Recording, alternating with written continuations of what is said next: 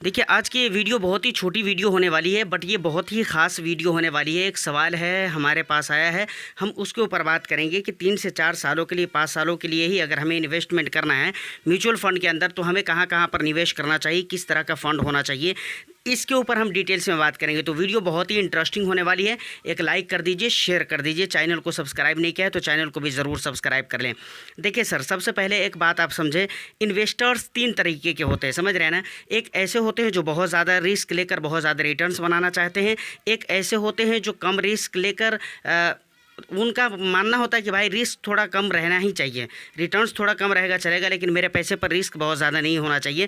और एक होते जो बीच वाले होते हैं, मीडियम तरीके के इन्वेस्टर्स होते हैं, जो ये चाहते कि भाई ना ज़्यादा रिस्क होना चाहिए, रिटर्न्स जहाँ तक हो सके अच्छा बनना चाहिए। तो इस तरीके से 3 तरह के इन्वेस्टर्स होते हैं। विजय कुमार जी का ये सवाल था, तो आपसे मैं कहना चाहूँगा सर कि सबसे पहले आप ये देखें कि आप अपने इन्वेस्टमेंट पर रिस्क कितना ज़्यादा ले सकते हैं।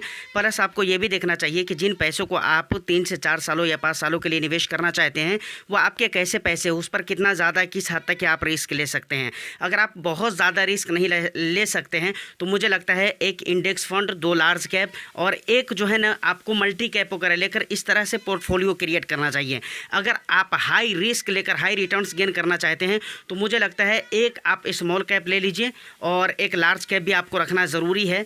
और क्या कहते हैं, यानी तो स्मॉल कैप की जगह मिड कैप भी आप ले सकते हैं और लार्ज कैप होना चाहिए, उसके बाद मल्टी कैप, फ्लेक्सी कैप, इस तरह एक कॉम्बिनेशन आप तैयार कर सकते हैं, समझ रहे हैं ना। ये 3-4 कैटेगरी के आप फंड ले सकते हैं। तो ये सिर्फ यहाँ पर एक मैंने आपको आइडिया दिया है, ज़रूरी नहीं है कि आपको फ़ंड का सिलेक्शन इसी हिसाब किताब से करना है, लेकिन आप इतना रख लीजिए, बात को याद रखिए कि भाई ओवरऑल जो डिपेंड करता है कि आपकी पोर्टफोलियो कैसे होने चाहिए, उसमें किस तरीके के फ़ंड होने चाहिए, उसके लिए जो सबसे इम्पोर्टेंट चीज़ है सर, वो ये है कि आपका रिस्क मैनेजमेंट क्या है, आपका रिस्क प्रोफाइल क्या है, आप कितना ज़्यादा रिस्क ले सकते हो। इन चीज़ों को देखकर आप अपना इन्वेस्टमेंट स्टार्ट कर सकते हैं, समझ रहे कि नहीं। और यही सबसे ज़्यादा मेन है, आपका रिस्क ही डिसाइड करता है। और दूसरी एक और चीज़, टाइम ड्यूरेशन भी होना चाहिए, समझ रहे हैं ना। क्योंकि अगर लॉन्ग टर्म के लिए आप निवेश करते हैं ना, तो वहाँ पर रिस्क रिड्यूस हो जाता है, ऐसा माना जाता है।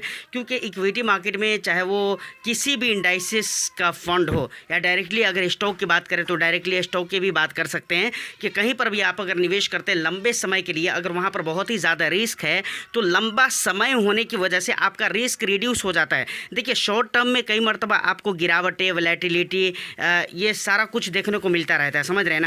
लेकिन वही इन्वेस्टमेंट अगर आपको लॉन्ग टर्म के लिए है और लंबे समय के लिए आपने अगर इन्वेस्टमेंट किया है, तो वहाँ पर क्या हो जाता है कि वैलेटिलिटी कम हो जाती है लंबे समय की वजह से। ऐसे ऐसे कितने वैलेटिलिटी आती है जाती है, समझ रहे कि नहीं। और एक पॉइंट की बात और भी मैं बताता हूँ, बहुत जल्दी मैं इस पर डिटेल्स वीडियो लेकर आने वाला हूँ।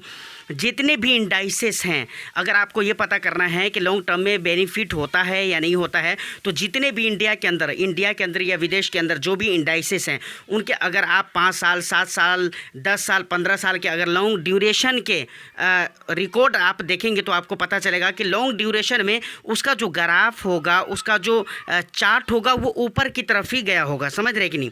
वो ऊपर की तरफ ही गया होगा, नीचे की तरफ नहीं आता है। तो फाइनली मैंने आपको इस वीडियो में एक आइडिया दिया है, बहुत ही शॉर्ट वीडियो है, मैंने आपको बस एक आइडिया बताया है, उस हिसाब किताब से आप अपना निवेश कर सकते हैं। बहुत जल्द मैं इस पे एक इंटरेस्टिंग वीडियो पूरी जानकारी के साथ और डिटेल्ड वीडियो मैं लेकर आने वाला हूं। तो वीडियो को लाइक कर दीजिए, शेयर कर दीजिए, चैनल को सब्सक्राइब नहीं किया है तो चैनल को भी ज़रूर सब्सक्राइब कर लें। मैं फिर मिलता हूं किसी नेक्स्ट एंड इंटरेस्टिंग वीडियो में, जब तक के लिए all the best. Thank you for watching.